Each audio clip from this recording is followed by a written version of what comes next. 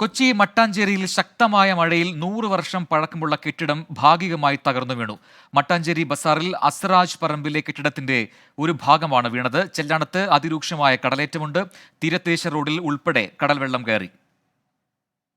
റോഡിന്റെ പണിയല്ലേ ചെയ്യാനുള്ളത്? ഈ സീവാളിന്റെ പണി ചെയ്യണം, ജനങ്ങളെ സംരക്ഷിക്കണം. അല്ലെങ്കിൽ നേതാക്കന്മാരെ രാജിച്ച് വീട്ടിൽ പോയിരിക്കണം. പാവപ്പെട്ട മത്സ്യത്തൊഴിലാളികളല്ല, ഞങ്ങളെ എല്ലാ വീടും പോയിക്കൊണ്ടിരിക്കണം. ഇവിടെ അറിയാം, മന്ത്രിമാർക്കൊക്കെ പെറാത്തിലെന്ന് തുടങ്ങാം, യാസീർ ഭൂമികളെന്ന് തുടങ്ങാം. ബാക്കി പാവപ്പെട്ട മത്സ്യത്തൊഴിലാളികൾക്കാണ് ഇവിടെ കിടന്ന് ഉറങ്ങാൻ നോക്കാത്തത്. ഇത് കണ്ട ഈ വീടൊക്കെ അല്ല നോക്കിയിരുന്നു.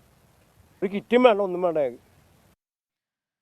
എബിൻ ജോസ് ചെയ്തുകൊണ്ട് കൊച്ചിയിൽ നിന്ന് വിവരങ്ങളുമായി. എബിൻ, കാലാകാലങ്ങളായി ഈ കൊച്ചിയിലെ താഴ്ന്ന പ്രദേശത്തുള്ള ആൾക്കാർ അനുഭവിക്കുന്ന പ്രശ്നം അത് ഈ മഴക്കാലത്തും അതുപോലെ തുടരുന്നു എന്നാണ് ഇപ്പോൾ ഈ ദൃശ്യങ്ങളിൽ നിന്ന് വ്യക്തമാവുന്നത്. ഒപ്പം തന്നെ നാട്ടുകാരുടെ രോഷം അത് അവർ പ്രകടിപ്പിക്കുന്നുമുണ്ട്. എന്താണ് അവിടുത്തെ സാഹചര്യം നിലവിൽ? ഈ കടൽകയറ്റമുണ്ടായ പ്രദേശങ്ങളിലൊക്കെ ഇപ്പോഴും ആൾക്കാർ അവിടെ തന്നെ താമസിക്കുന്നുണ്ടോ?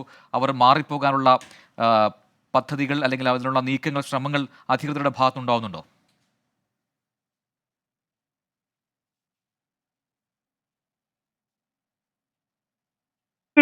കൊച്ചിയിലെ തീരദേശ മേഖലകളിൽ കടലേറ്റം രൂക്ഷമാണ്. പ്രത്യേകിച്ച് ചെല്ലാനം, കണ്ണമാലി പ്രദേശങ്ങളിലാണ് കടലേറ്റം രൂക്ഷമായിരിക്കുന്നത്. നേരത്തെ തന്നെ മുന്നറിയിപ്പ് ഉണ്ടായിരുന്നു കടലാക്രമണം രൂക്ഷമാകുമെന്നുള്ളത്.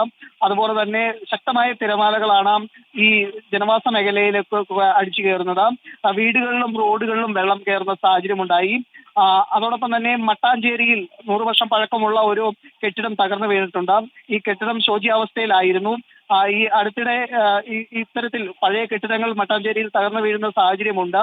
ഏതായാലും നിലവിലും ഇപ്പോൾ എറണാകുളത്ത് ശക്തമായ മഴയാണ് മലയോര മേഖലകളിൽ ഉൾപ്പെടെ അനുഭവപ്പെടുന്നത്. പ്രജിൻ, ശരി, എബിൻ ജോസ് ആണ് കൊച്ചിയിൽ നിന്നും വിവരങ്ങൾ നൽകിയത്.